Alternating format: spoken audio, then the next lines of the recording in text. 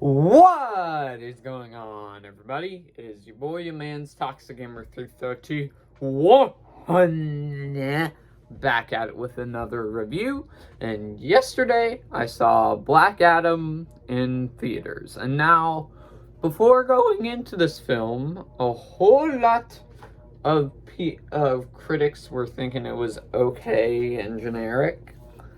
And then some people were actually liking the film, and having going into the film, I really dug Black Adam. I understand where some people can be coming from, not liking this film.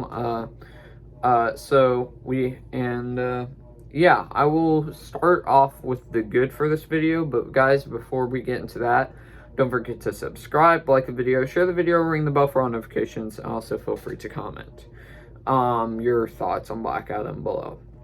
So yesterday, I actually went with my boys Jackson Ace. Ace has his own YouTube channel named Skadooey, so if you want to follow him. But Ace ended up saying that this was his favorite DC movie, which is an interesting pick, I will say that. This is spoiler free, by the way. I forgot to mention that. But let's get on to some of the good with the film. I really enjoyed how they sprinkled in the Justice Society of America to this. I think I enjoyed all of them. I liked all of them. Even Atom Smasher is a very funny character, even though people have been roasting him for looking like Deadpool. So there you go. Well, he does, but he's still pretty funny in there. Cyclone is very good. I actually read about the character and stuff, and it's pretty accurate, I think. But I definitely think she's the most, like, the least, not the best out of the Justice Society, but I still like her character. Then Hawkman was pretty good too, and I liked the dynamic between Black Adam and Hawkman in this movie, where they were kind of Hawkman's going, "Oh, I don't trust this guy. We should take him out now." While Black Adam's trying to help, and also them two don't like each other. And their actual fight scenes together are pretty good. Also, but I think the standout out of the Justice Society of America is Pierce Brosnan, one of the most famous James Bonds. I will say that out loud right now. Playing Dr. Fate, which I think is an actual pretty good casting that before I actually saw this. And I thought he was really, really good as Dr. Fate. And the stuff that they did with his visuals, the CGI in this film was really, really good. That's pretty much it for the Justice Society part. I also enjoyed Black Adam in this film with The Rock playing as him. It's generic, but it's still quite fun. I also enjoy all the kills and stuff, and I like how Black Adam kills people, and don't take that out of context. What I mean was, I like how he's not just a hero that saves people all the time.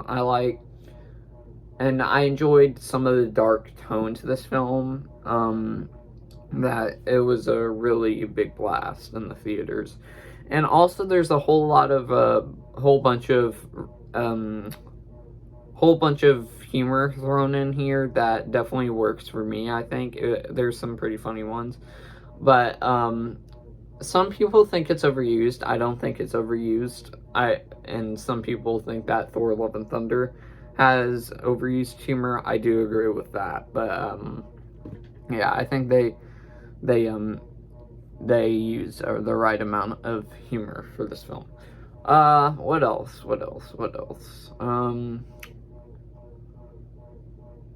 Also, I was kind of excited when the first trailer dropped. Not the first one at DC Fandom, but the actual trailer. I was actually really excited to see it. But then when they kept on showing the trailer over and over again, I kept on getting annoyed with the commercial. So yeah, there's that. I would say I mostly have positives for this film, but I have some negatives. One of my negatives is the villain in this film. Even though he looks cool, he is so generic and definitely very, forgettable. I think he's more forgettable than Malekith. That's just me. I didn't think Malekith was forgettable, but that's just my hot take on it. I know. Yeah, he did look cool and he has some cool powers, but I just thought he was generic. And what other stuff can I think of for negative?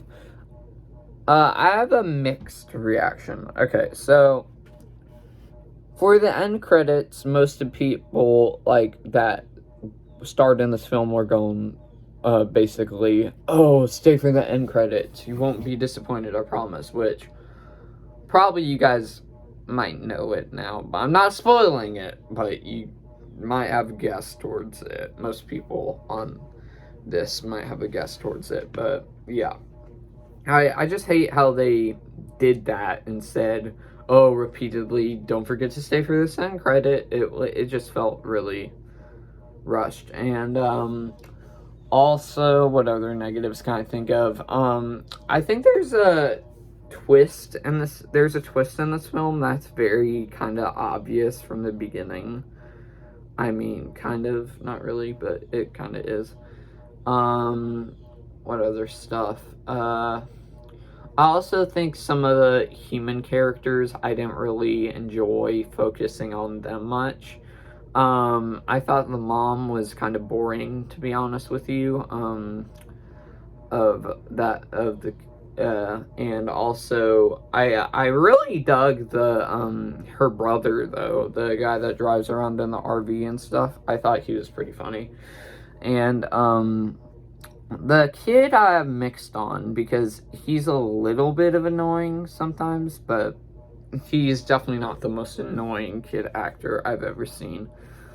And yeah, that's my final spoiler-free thoughts. I might come out with a spoiler review soon. I don't know when. Probably in the next few hours, maybe, because, yeah. And, so for my overall thoughts of the film, for my ranking, I'm going to give it... Sorry, car driving by distracted me. I'm going to give it an A-. Yeah, this film I had a lot of fun with, and I don't know why some critics are slamming it, but I just thought it was really fun. Should I give it an A- or B+? I think I'm going to give it A-, because I don't really think none of the film is non-entertaining, except for, like, hanging out with the human characters. But that was just my thoughts on Black Adam, guys. Be sure to subscribe, like the video, share the video, ring the bell for all notifications, and also feel free to comment your thoughts on Black Adam below. And later today, I should be coming out with a spoiler review, so be on the lookout for that. And anyways, guys, I'll see you in the next one, everybody. Peace.